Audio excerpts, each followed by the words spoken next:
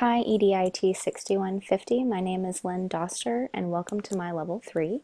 I've chosen a Web 2.0 app called EDIT6150, which I'll share with you in just a moment. But for now, let's go back and recap what exactly is Web 2.0. So Web 2.0 tools are dynamic and collaborative digital applications that users can utilize to create content and then share that content with others on the web. It's very much a bottom-up approach to web development where users are active producers and consumers of information. Some examples of Web 2.0 apps are social networking and bookmarking, blogs and wikis, multimedia editors, and aggregators. A little literature for you. Paul Anderson wrote in his Tech Watch report that talks about the understanding of significance for Web 2.0 in education, that emerging technologies are now being utilized in schools and colleges where there's a greater emphasis on lifelong learning and supporting development of creativity and innovation. Kevin Oliver wrote in his piece on integrating Web 2.0 across the curriculum about all the different aspects of the traditional curriculum like mathematics and science, social studies, and the arts, and how Web 2.0 tools are available to support student learning.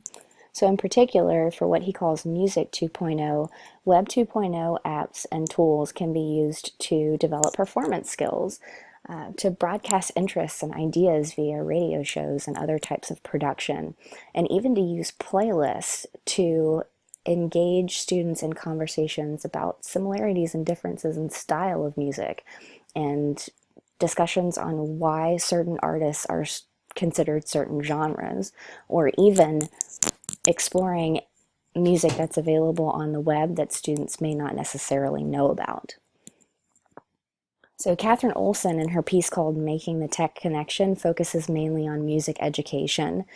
She focuses on the idea that children are not just interested in using technology, but they expect to use it because they have it in their possession day in and day out as our digital natives.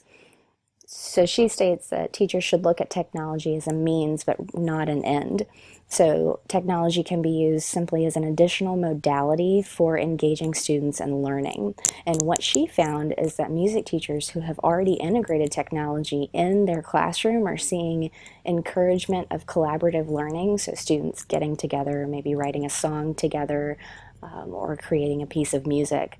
That it also augments interdisciplinary learning because students are taking that music out of the actual music classroom and inputting it into other disciplines to maybe learn more complicated concepts in mathematics or in science. And finally, it's attracting the attention of non-traditional students who maybe wouldn't be interested in music education, but are actually seeing the impact that it can have in other areas of their life. So they're becoming more interested in engaging with this kind of technology and also learning these kinds of concepts. So on to Incredibox. This is a really cool Web 2.0 music editor that I found when I was searching for something for my daughter and her friend to do at a sleepover about a week ago. So this music editor allows you to design and create beatbox mixes, so they're called loops, by dragging and dropping these pre-created, perfectly synced musical elements onto these really hipster looking guys, and you can add and subtract sounds to create really cool pieces of music that you can then record and share on social media outlets like Facebook and Twitter, Pinterest, and Reddit. The main purpose of Incredibox is to introduce kids to rhythm and music layering techniques. So it's great to use in a music classroom, but also it teaches kids technology skills like digital creation and how to use and apply technology to create something new. It also teaches a bit of math through pattern recognition, as well as supports thinking and reasoning. So as students are dragging and dropping these sounds to create this one large loop, they have to think about maybe the part and whole relationship. So how is that sound going to come out and really come together with everything else that they've done? It also promotes creativity, and because it's an experimental sort of application, they're really engaging in exploratory learning. Now that you know a little bit about Incredibox, I'm going to show you a short video of what my daughter and her friend created the other night. I will say that once they were done, they were so impressed by what they put together that they chose to write their own song to match the beat and also recorded that, but they wouldn't let me show that. So, sorry.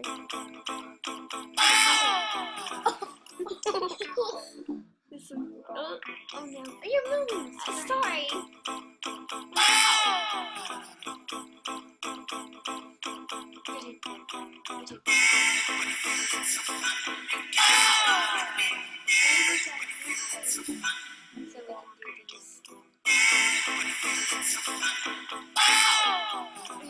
Oh god.